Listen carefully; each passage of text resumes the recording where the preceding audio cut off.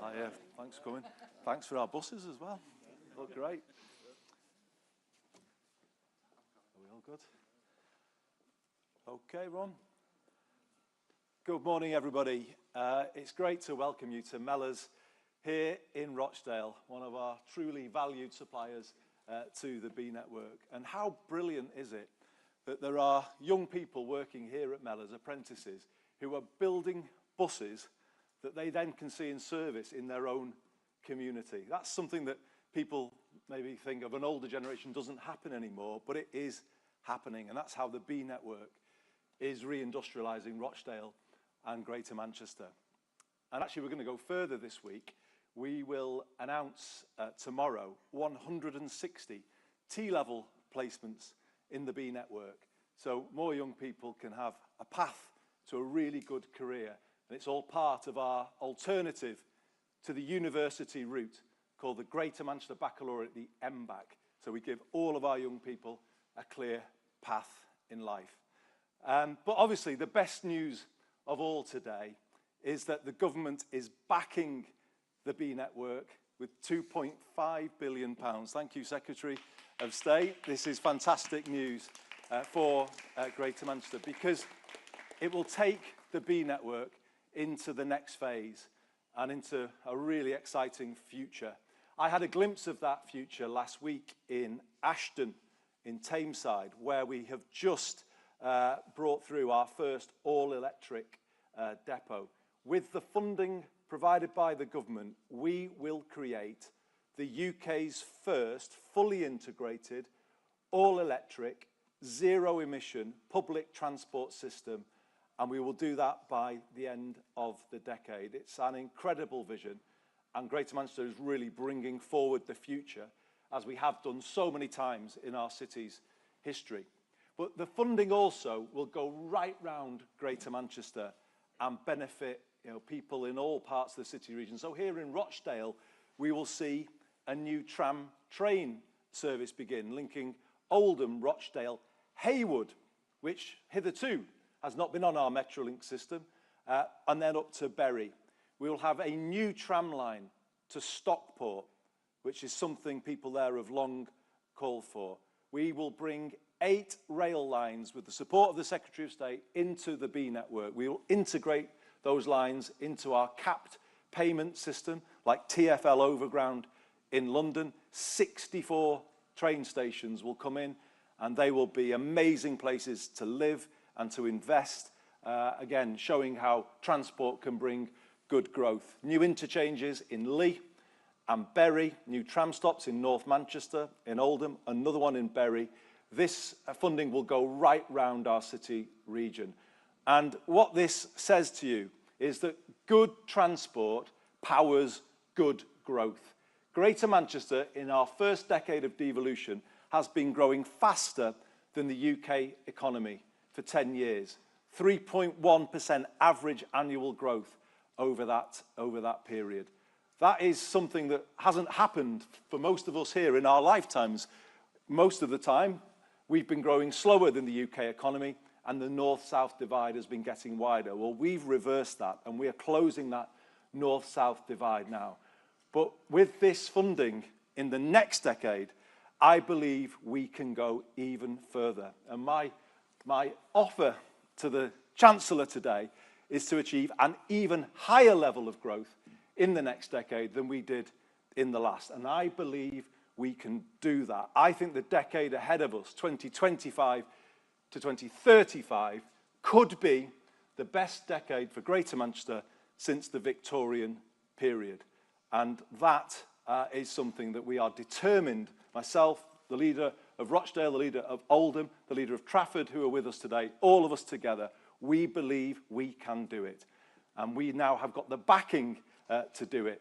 So what I would say to the government is, we're ready to unlock a new era in Greater Manchester and really show how we can power the north with good growth, benefiting all of our residents and all of our communities.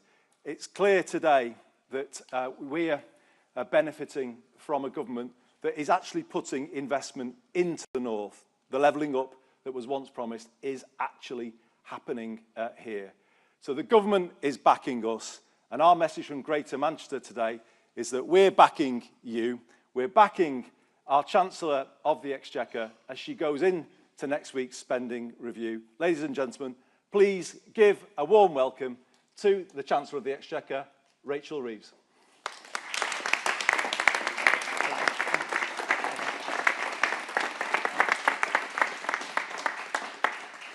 Thank you very much, Andy and Heidi. It's great to have you here as well today. And it's fantastic to be in Rochdale at Mellors Bus Factory.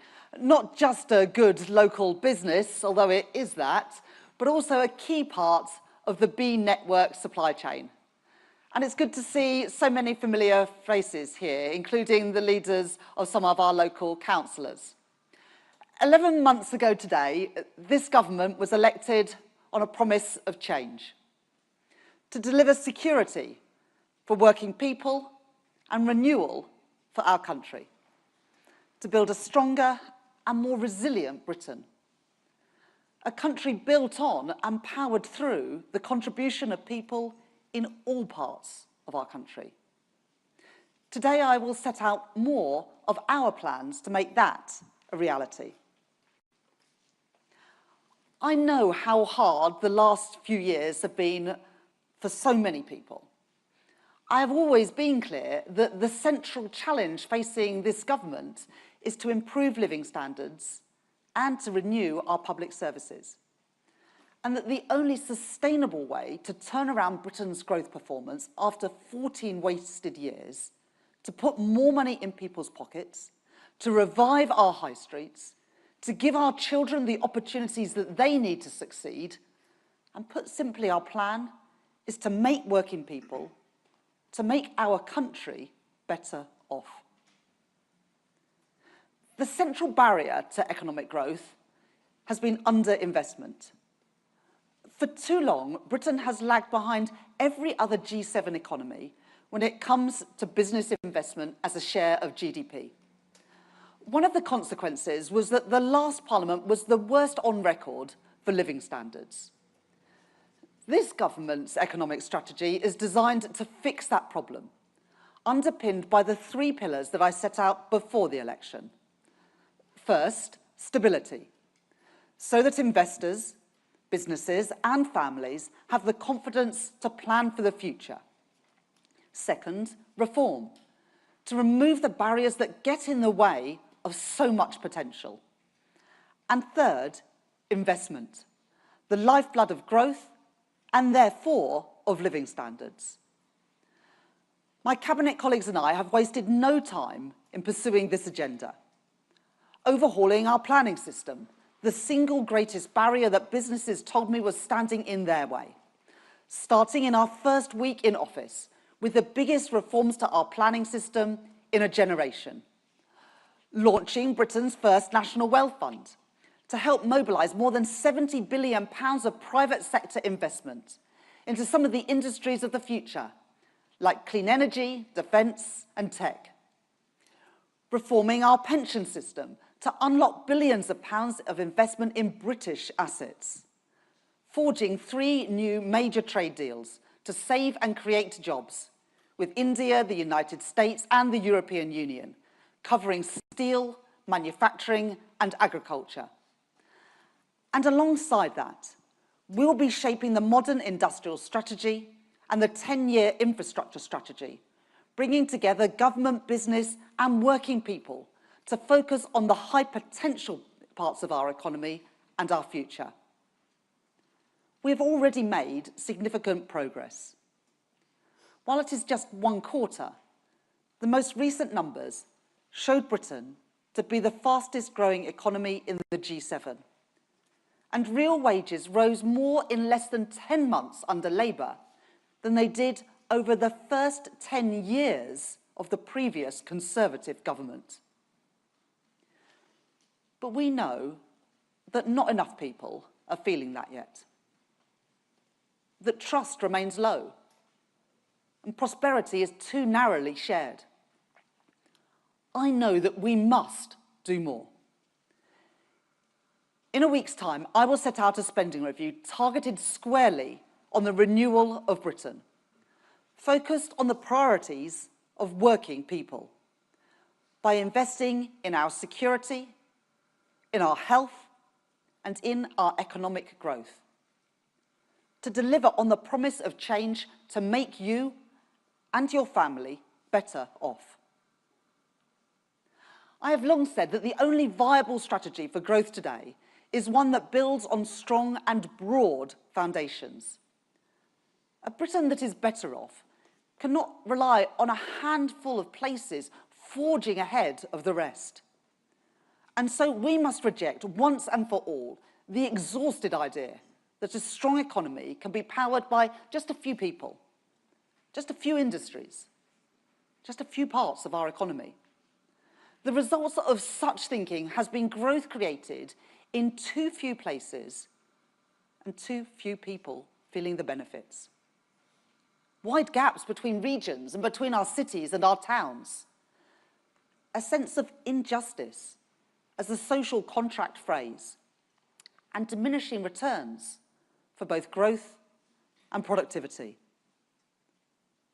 For every success story, and there are many, there is potential that is held back by the uneven distribution of opportunity, by the long legacy of deindustrialization and past political choices that consigned whole industries and whole communities that depended upon them to decline. And yes, by spending decisions made down in London. Now, I've been a Leeds MP for 15 years. Another great city, Andy. Like so many of my colleagues, wherever they represent, and so many of our constituents, I am painfully familiar with big promises that come to nothing. The frustration that people feel as good work and opportunities slip away, while young people are presented with a choice to stay close to home where they want to be, or to move away and find a better job paying better wages. Families wrenched apart, or opportunities missed out on.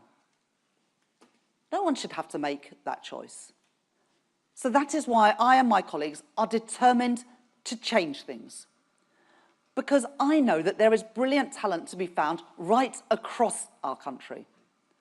I can see that potential in all of our towns and our cities. The creativity and scientific rigour in our universities. The leading businesses pushing at the frontier in sectors that will be core to our modern industrial strategy, in tech, energy, transport and finance. I see that potential everywhere that I go. I know that a prosperous United Kingdom depends on the economic strength of all its parts and on the contribution of working people everywhere. And that is why this autumn, I will be partnering with the Business Secretary and with the Mayor of the West Midlands, Richard Parker, to host a regional investment summit to showcase the investment potential that all of our regions have to offer. Over the next week, you will hear a lot of debate about my so-called self-imposed fiscal rules. Now, contrary to some conventional wisdom, I didn't come into politics because I care passionately about fiscal rules. I came into politics because I want to make a difference to the lives of working people. Because I believe as strongly now as I did when I was inspired to join the Labour Party almost 30 years ago, that every person should have the same opportunities as others to thrive and to succeed, no matter what their parents do, no matter where they grow up. And because I know that economic responsibility and social justice go hand in hand.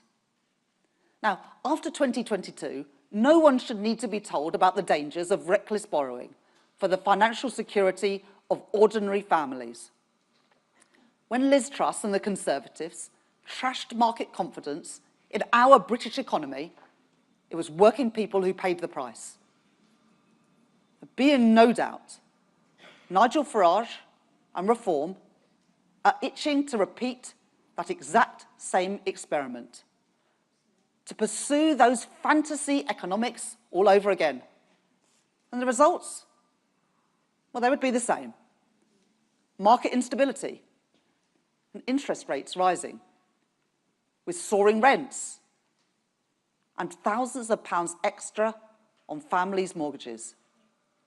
Businesses would pay more for their borrowing, and pensions that people save hard for would be put in peril again. I will never take those risks. Labour will never take those risks. Strong and transparent fiscal rules are an indispensable safeguard for working people, and that is why my rules are non-negotiable. So let's be clear. It is not me imposing borrowing limits on government. Those limits are the product of economic reality. So fiscal rules do matter, but the Conservatives' fiscal rules, well, they guaranteed neither stability nor investment, and that's why I changed them. At the budget last year, I changed Britain's fiscal rules to better serve both stability and investment, giving us the strong foundations that we need to renew our country as we promised. The first rule is for stability, that day-to-day government spending should be paid for by tax receipts. That is the sound economic choice. And it is the fair choice, because it isn't right to expect future generations to pay for the services that we rely on today. If only the previous government had have made those same choices. Instead, we inherited a total mess. A £22 billion black hole in day-to-day spending and debt at its highest level since the early 1960s. And yet, at the same time, public services were at breaking point. Last year, I made the decisions that I judged right and necessary to get Britain on a sound financial footing and to provide the urgent resource that our public services needed. That is why I made decisions, some of them extremely difficult, and certainly not all of them popular, to raise taxes on business and indeed on the wealthiest in the budget, enabling a £190 billion real terms increase over the spending review period compared to the Conservatives' day-to-day spending plans.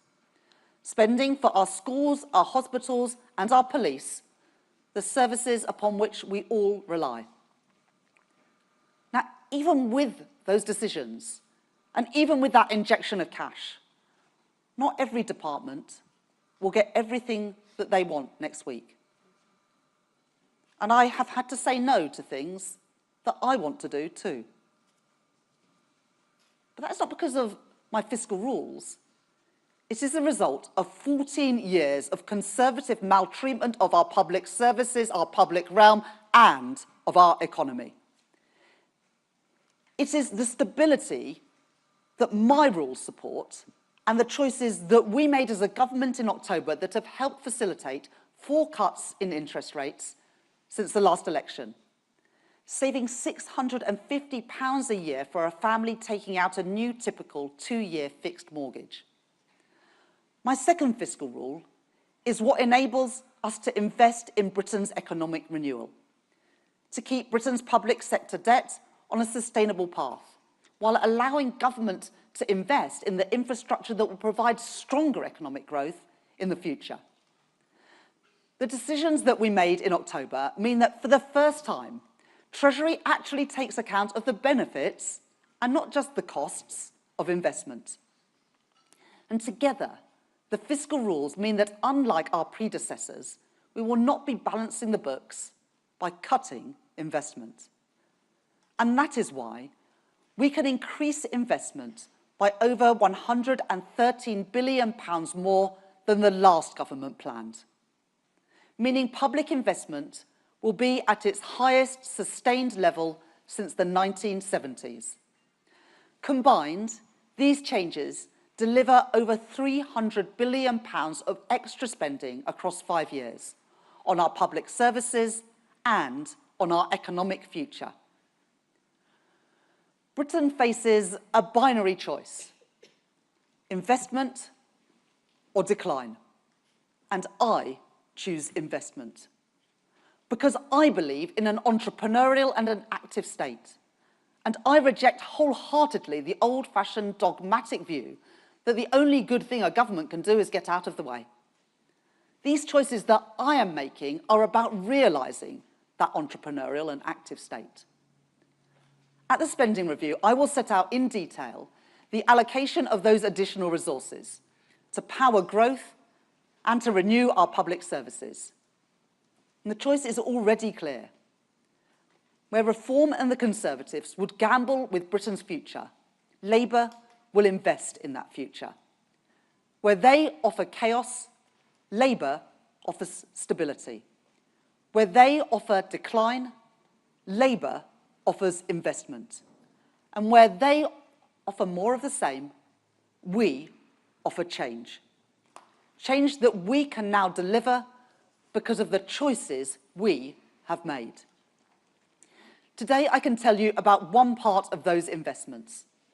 They are underpinned by a step change in how government approaches and evaluates the case for investing in all of our regions. The Treasury Green Book sets the guidance for how public servants assess the value for money of government projects. It may sound dry, but it is one of the reasons why there hasn't been enough investment in the North and the Midlands for decades. And I have heard from mayors across the country, from Andy, but also from Steve Rotherham, the Mayor of Liverpool, that previous governments have wielded the Green Book against them as an excuse to deny important investments in their areas and their people. That's why in January, I ordered a review of the Green Book and how it is being used, to make sure that this government gives every region a fair hearing when it comes to investment. I will publish the full conclusions of that review next week. However, I can tell you now that it will mark a new approach to decision-making in government and an end to siloed Whitehall thinking, making sure that government is taking account of the reinforcing economic effects of infrastructure investment in housing, in skills and in jobs, to invest in all of our nations and regions, not just a few. Next week, I will set out our plans in full for England, Scotland, Wales and Northern Ireland, in housing, in energy, in roads and in rail. But today I want to tell you about just one part of our plan, renewing our transport systems in England's largest mayoral regions, including here in Greater Manchester and across the North and the Midlands. Because connectivity is an absolutely critical factor in unlocking the potential of towns and cities outside of London. One of the areas in which previous governments have promised most, but delivered least. And that will now change. Let me tell you why it matters. Modern growth rests on dynamic, connected city regions, creating clusters of activity so that people can get around, communicate, share ideas, commute, find good work, and earn wages that flow back into strong local economies. Stronger transport links within cities and the towns around them create opportunity by connecting labour markets and making it easier for firms to buy and sell goods and services in different places to different people. Labour's strong investment in the past in strongly integrated transport systems, including in London, helps explain London's global success and also its advantages over other UK cities. Now, we want London to succeed, but it is the lack of that infrastructure which puts England's other great cities, Birmingham, Liverpool, Newcastle, at a disadvantage compared to their European counterparts that have this infrastructure. And it helps to explain our underperformance relative to other European economies. If we were to increase the productivity of those second cities in the UK to match the national average, our economy today would be £86 billion larger. And so because this government believes that prosperity must come from the contribution of us all, because all of the sizable evidence shows that public investment can crowd in many times its volume in private investments, and because we know the potential that exists in all of our towns and cities, I can tell you today that we will be making the biggest ever investment by a British government in transport links within our city regions and their surrounding towns. £15.6 billion in transport funding settlements to be delivered by our regional mayors. More than doubling real-term spending on city-region connectivity. The last government made big promises to invest in city regions. We heard it all. But they had no plan to fund it. Thanks to the changes to our fiscal framework announced in the budget, this government now does have the money to fund it. And that money is going to our mayors to deliver on the priorities of their communities. New trams, new train stations and bus routes to link up our towns and cities. Unlocking new homes, new jobs, new investment and leisure opportunities across our regions. And let me take you through those city regional investments in turn. Investment in Greater Manchester to help make the B network that is built here in Rochdale the UK's first fully integrated zero-emission public transport system by 2030, with new tram stops in Bury, North Manchester and Oldham, and a new Metrolink extension to Stockport, meaning shorter commutes into central Manchester, making sure that 90% of Greater Manchester residents will live within a 5-minute walk of a bus or tram that comes at least once every half an hour. And opening up connections for people in Bury, in Haywood, in Rochdale and in Oldham, to the tens of thousands of new jobs in the Northern Gateway.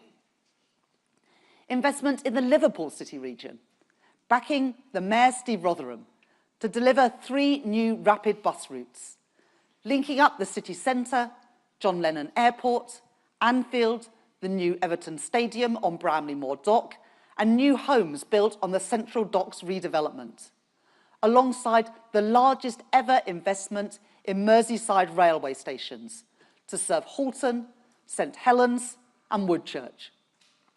Investment in West Yorkshire, so that Tracy Brabin can fulfil her manifesto commitment to the people of West Yorkshire to deliver that mass transit system, with spades in the ground by 2028, unlocking in the process over 7,000 new homes, improving local transport for 700,000 people, to link up Bradford, Kirklees, Calderdale, Wakefield, Pudsey and Leeds. The largest city in Western Europe without a light rail or metro system, but not for much longer. Investment in the northeast to allow our Mayor, Kim McGuinness, to extend the Tyne and Wear Metro, linking Washington with Newcastle and Sunderland, and in line with our industrial strategy priorities, strengthening one of the largest advanced manufacturing zones in Europe, connecting Nissan and the businesses in its supply chain to a wider pool of talent. Investment in South Yorkshire, supporting our Mayor Oliver Coppard, so that in addition to the reopening of Doncaster Airport, he can renew the existing and now publicly controlled Supertram network, with track replacements, overhead line maintenance and rolling stock renewal, with a full fleet of new vehicles by 2032. A bigger and better integrated transport network, linking jobs and homes in Sheffield and Rotherham. Investment in the west of England, backing the Mayor Helen Godwin's plans for mass transit development across the region, and improved rail infrastructure to help unlock more services between Brabazon and the city centre, meaning shorter journey times to Bristol Temple Meads from across the wider area. Investment in the Tees Valley, in Middlesbrough Station, unblocking local networks and increasing capacity on local lines. Investment in the East Midlands, so that our Mayor, Claire Ward, can forge the Trent Arc, linking Derby and Nottingham to create tens of thousands of new jobs and homes, connecting Infinity Park Investment Zone and the East Midlands Freeport, with sites including Ratcliffe-on-Soar, clean energy and advanced manufacturing, and East Midlands Intermodal Park, home of Toyota in the region, along the Trent Arc corridor. And investment in the West Midlands, backing our Mayor Richard Parker's plans for a metro expansion from Birmingham city centre to the new sports quarter to unlock more than £3 billion of private investment in an area with some of the lowest levels of economic activity in all of the UK, with the potential to create more than 8,000 jobs and catalyse the regeneration of East Birmingham and of Solihull. For some people living in some of our biggest cities and towns around them, these measures will mean shorter commute times. They will mean good work and money flowing back into local economies. They will mean businesses connecting with workers, customers, and supply chains. They will mean the revival of high streets. They will mean young people able to stay close to homes and pursue the opportunities that they dream of. It will mean more growth, more parts of our country benefiting, and more people and more places across the UK feeling better off. In short, it will mean the renewal of our cities and our towns all across the UK. As we build train stations and tram lines and buses, that will mean orders for steel made here in Britain. 6 weeks ago, this government was presented with a choice: to allow British Steel in Scunthorpe to close, or to intervene in a way that British governments have been too reluctant to do for too long. In opposition, I promised that our economic policy would be guided by what I call securonomics, a belief that an active state should and would take the necessary action to provide security for families and resilience for our national economy. That we would end the days when government turned a blind eye to where things are made and who makes them. And I meant what I said.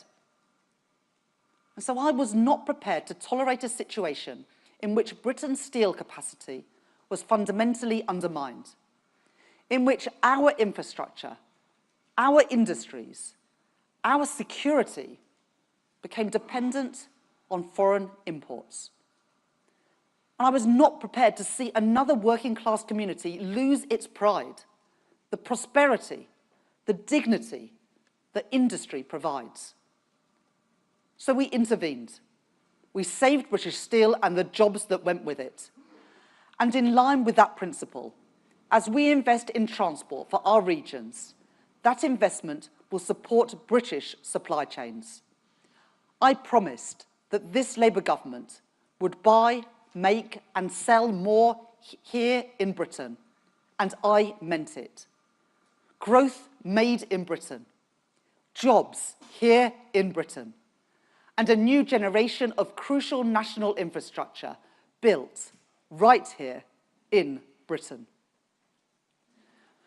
What I have set out today is just one part of our ambitious plan for the renewal of Britain, a plan which marks a decisive break with the days when government stood back and shrugged its shoulders, as jobs, industry and aspiration were drained away from so many of our towns and cities.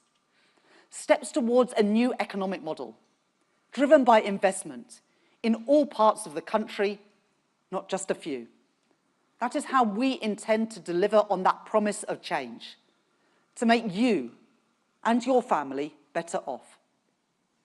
Next week, there will be more to come. This government promised change, and we are keeping that promise. Thank you.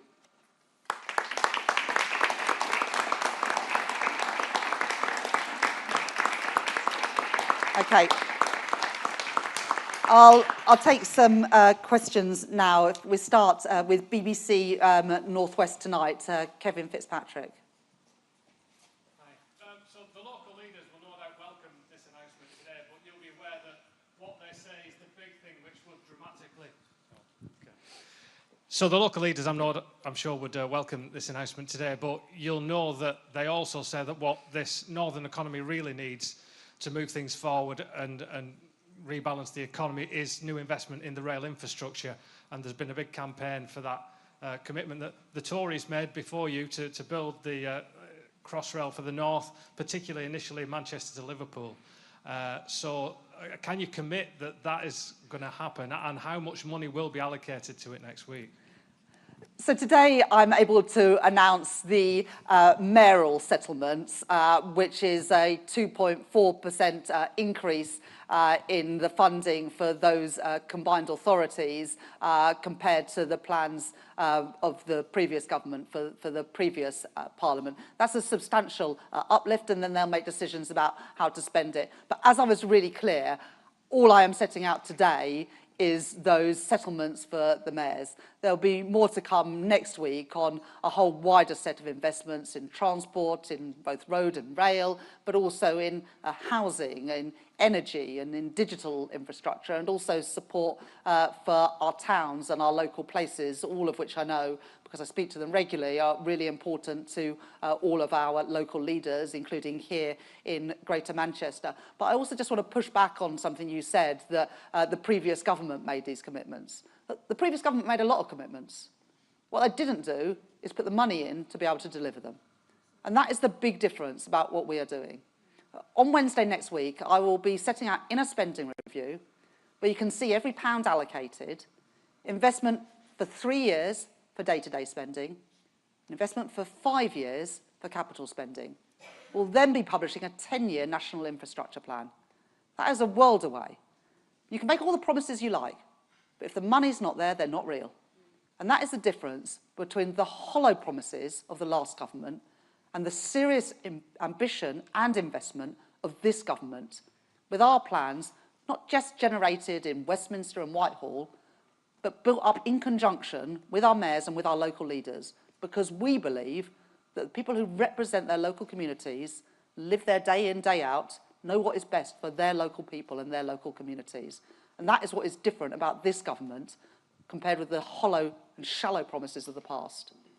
I'll take the next question from Joseph at Manchester Evening News. Hi. Sorry. Just following on from Kevin's question, we at the Manchester Evening News have been campaigning for the new line from Manchester to Liverpool, so we hope the reports that it's happening are true. If you won't tell us that you can make a commitment to it today and how much you'll be spending, can you at least tell us what you think of the Mayor's proposal for the new line? And as part of those plans, the mayors have talked about an underground station at Piccadilly, which would also improve links to your constituency of Leeds. So can you tell us whether that will feature as part of the plans?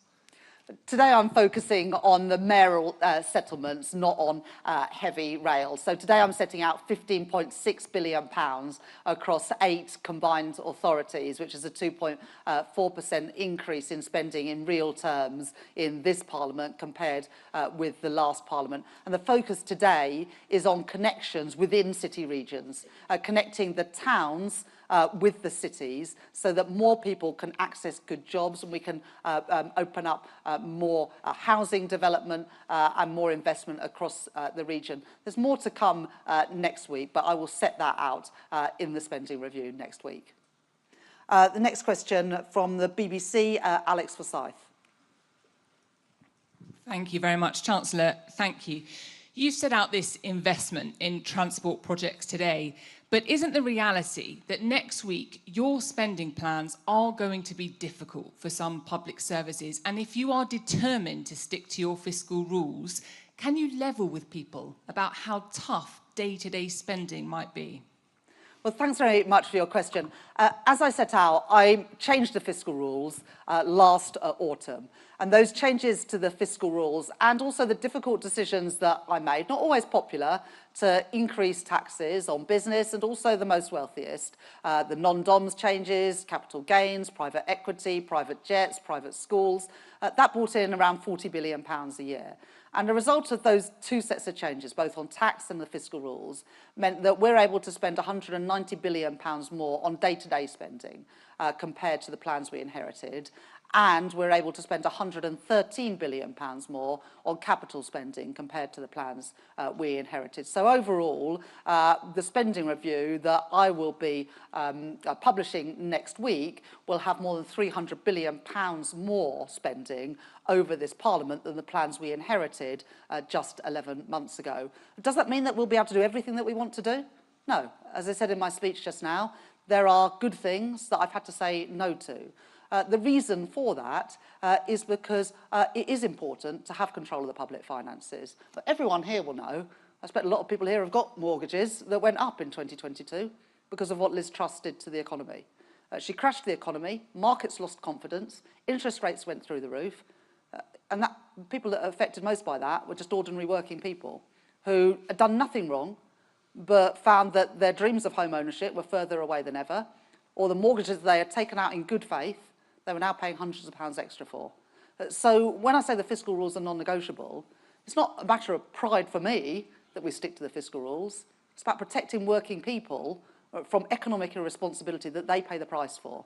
So that does mean we can't say yes to everything, but because of the changes we made, both the difficult choices on tax, but also the right choices, and the right choices too on fiscal rules, mean that we have got £300 billion more to spend over the next 5 years than if I had simply stuck to the spending decisions of the previous Conservative government. ITV, Carl. Thank you, Chancellor. You say you've had to say no to some things that your colleagues and you would like to do. Are your manifesto commitments on policing, housing and energy at risk? We made those commitments in our manifesto and we stick to them. All of the manifesto commitments that we made were fully costed and fully funded. So using money from increasing VAT on private schools to invest in new teachers in our state schools, using the energy profits levy on the profits that the big energy companies are making to invest in renewable energy, cracking down on non-doms so that if you make Britain your home, you pay your taxes here, and putting that money into our National Health Service. So those promises were fully funded, fully costed, and we've raised those taxes to put that money into our frontline public services, which is why we can deliver on our manifesto commitments, including not increasing the taxes that working people pay, the key taxes working people pay, income tax, national insurance and VAT. Sky, Beth. Thank you, Chancellor. Beth Rigby, Sky News.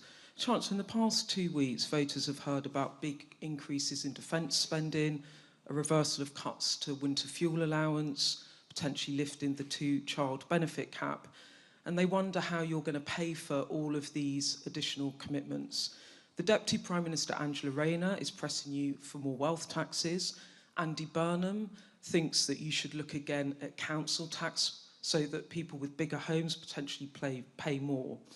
You've ruled out changing your fiscal rules. Can you be honest with the public that you cannot rearm and do all the rest on welfare with either really deep cuts elsewhere or future tax rises? So do Angela and Andy have a point? So the increase in defence spending that underpins the Strategic Defence Review that was published earlier this week is funded by a commensurate reduction in the international aid budget. We took that down from 0.5% of GDP to 0.3% of GDP, so we could lift defence spending from 2.3% of GDP to 2.5% of GDP. So that is fully costed and fully funded. And as we've been clear on winter fuel, we will set out how we will fund that at the next fiscal event. We'll set out the funding or set out how everything would be paid for in the budget in the autumn. But it is important that everything that we do is funded because that's how people know that we can afford it. So you're not ruling out tax rises in wealth taxes or revaluation of council houses? Well, I'm not going to write another 4 years worth of budgets before we've got even through the first year of this government. But we made tax changes in the autumn last year worth £40 billion so that we could provide that injection of cash into our public services. But the most important thing that we can do to have money for public services is to grow the economy. And that's why we changed the fiscal rules, why I changed the fiscal rules to take investment out of the rule about balancing the budget. And that's what's enabled the £113 billion extra of investment expenditure. And as the Office of Budget Responsibility and the IMF have evaluated, the changes that we've already made around planning will already make our economy bigger, contributing to higher tax revenues, which we can then reinvest in our public services. Next question, if I take Martina from The Sun. Thank you, Chancellor. With fiscal headroom vanishing by today, can you repeat here your pledge not to increase income tax, VAT and national insurance, and your commitment at the budget to unfreeze income tax thresholds? I already, in my answer to Carl, said that the commitments that we made in the manifesto not to increase the key taxes that working people make, income tax, VAT and national insurance, are promises that we stand by. We will implement what was in our manifesto. Take the question from The Telegraph from Amy Gibbons.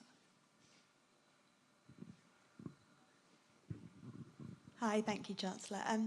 Just following on there from Beth's question, will you consider the ideas put forward in Angela Rayner's memo for the budget, or will you rule them out completely? And do you believe Angela's fully behind your economic strategy? And just very briefly, can you guarantee Lord Hermer will keep his job despite the revelations of the past week? Thank you.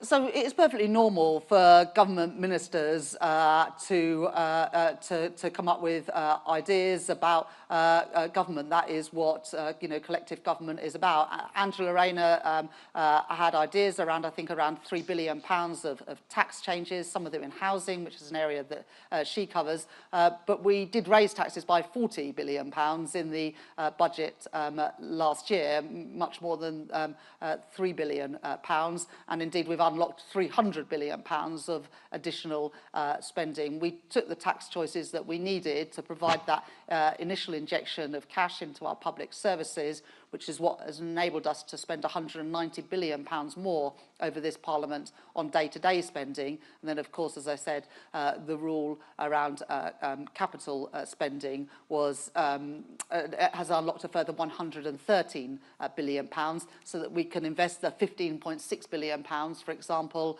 that I've announced today for regional transport settlements. The Prime Minister obviously appoints the Cabinet. That's in his gift, whether that's my job or any other job. But I have full confidence in Richard Hermer. Question from Aggie from LBC. Thank you, Chancellor. Aggie Chambray, LBC. You said last year that the last budget was a once-in-a-parliament tax hike. Will you repeat that vow today? Yes, we made decisions in the budget last year to increase taxes by £40 billion. I have absolutely no intention of repeating a budget on that scale again. That budget was absolutely necessary because the previous government left a £22 billion black hole in the public finances, not some year in the future, but in the fiscal year we're in. They had already spent the reserve set aside for genuine emergencies 3 times over just 3 months into the financial year. So I had to take immediate action, both to put our public finances on a firm footing and also to ensure that our public services that had been committed funding, but that money hadn't been made available, to make sure that they could continue to function. I've now drawn a line under that economic mismanagement. People can be confident that our public finances are on a firm footing. And this week, I'll be allocating funds based on the budget settlement that we made last year. I've just said that. The question from Daisy at The Times. Thank you, Chancellor. Sir Mark Rowley has warned that if frontline policing is faced with cuts in the spending review, forces will have to make stark choices about which crimes they investigate. Which crimes are the government happy for police to ignore? we will be increasing spending on police in the spending review next week, so that's not a decision that, or a choice that I would recognise. Any other questions? Catherine? Thank you, Catherine Forster, GB News. Chancellor, you refer to people in the North being made big promises that come to nothing. You're here today, but 5 months ago, you announced a huge infrastructure splurge based pretty much entirely on London and the South East, the areas that are already doing the best. Isn't it the case that for the Treasury, the North is an afterthought? And also, if I may, more uncertainty about tariffs today.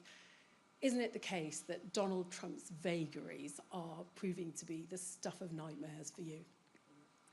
So the announcements we've made today is an uplift at 2.4 times more spending in this Parliament on these regional mayoral transport settlements compared to the settlement in the last Parliament. That is a substantial uplift, which is what makes possible the investments that I've announced today in extending existing tram networks, building new tram networks, new buses, new stations, all possible because the investment in the North and the Midlands that I'm setting out today. And this is just one part, £15.6 billion, of a £113 billion uplift in public investment that I'm going to be setting out in more detail. And of course, it also comes on top of the investments through the National Wealth Fund, investments in places like Sunderland, which I announced just a couple of weeks ago in a battery factory for electric vehicles. It comes on top of the commitment to carbon capture and storage, more than £20 billion of public and private investment in Merseyside and in Teesside. So we're committed to growth everywhere, and one, I think, indication that this is not just about one-off announcements, but about a whole different approach is the fact that we are changing the Green Book. And as said in the speech, it might sound dry, but it's the excuse that government have used for years to say, oh, we'd love to do this, but it's not good value for money. Well, it's only not good value for money because you've written the rules that way. And we're changing that. And we're changing that because that is what our mayors asked us to do. They said they don't want handouts. They don't want a Labour government doing them favours. They want us to take seriously their investment propositions. And that's what the reforms that I'm going to be setting out in full detail next week will enable us to do. So it's not just a one-off decision, this is about a whole different way of doing things. And let me say something about the tariffs. It was welcomed today by UK Steel that we have an exemption on the 50% steel tariffs that Donald Trump is bringing in. They will apply to every country in the world apart from Britain. That is because of the negotiating that Johnny Reynolds and his team at DBT have led, but also because of the work that our Prime Minister has done in building that relationship and setting out the case for Britain with the President of the United States. Now, we have 25% tariffs on steel today, but we've signed a deal, we've done a deal with the US that will bring those down to zero. That is good for British Steel, but it is also good for Jaguar Land Rover and other car manufacturers and other industries in the UK. And we are still the only country that has done a deal with the US, but not just with the US, also with India, which helps many industries, including Scotch whisky, where tariffs have more than halved, and the deal with the EU, which helps our farming sector in particular, but also other parts of the economy. So 3 trade deals, the National Wealth Fund, reforming the Green Book, reforming how our pension system invests in British assets, all with the sole purpose of making Britain better off so we can make working people right across our country better off. Is Jen here from the FT? Oh, yes. Hello, thank you. We published a story this morning about the Labour Party postponing its latest business engagement event at the last minute. It was due to take place on June 23rd. And we spoke to a number of businesses who'd been asked to pay £5,000 a head who are getting increasingly jaded by constant requests for cash from the party in the name of business engagement. This is the second similar event Labour's cancelled in recent months, and in both cases you were due to speak. Why is Labour organising and then postponing or cancelling these events, and are you trying to use British business as a cash point? Thank you. I think that it's well known that I regularly meet British businesses in my capacity as Chancellor, also as a local MP, and when I'm on visits right around the country, as I am doing right now at this great bus company here in Rochdale. So look, I don't think that it's a valid criticism of me as Chancellor that I don't spend enough time with business. I go around the country every week meeting with businesses, but also meeting with working people who are the lifebloods of our economy, and also meeting with smaller businesses who represent around 90% of our economy. So, you know, I'm proud of the relationships that I've got with businesses and with working people. And I think, you know, you can see that in the announcements we're making today and the support that they have from the business community, but also working people, the trade unions that represent them, and mayors that represent their local areas. I'll just take a couple more questions, then we'll have to wrap up. Yeah, lady there. Thank you, Chancellor. Sophie Huskisson from The Mirror. Pensioners are waiting anxiously for details about changes to winter fuel payment eligibility. Will we get them in next week's spending review? And if I may, another quick one. Will you have to increase defence spending to 3.5% of GDP over the next decade to keep Donald Trump on side and keep pace with NATO? Thank you.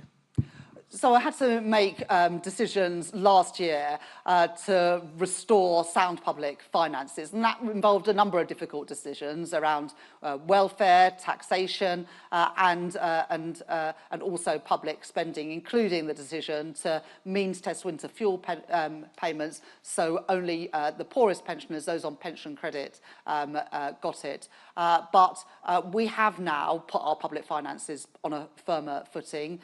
The economy is in a better shape, but we have also listened to the concerns that people had about the level of the means test. And so we will be making changes to that. They will be in place so that pensioners are paid this coming winter, and we'll announce the detail of that and the level of that as soon as we possibly can. But people should be in no doubt that the means test will increase and people will get, more people will get winter fuel payment this winter.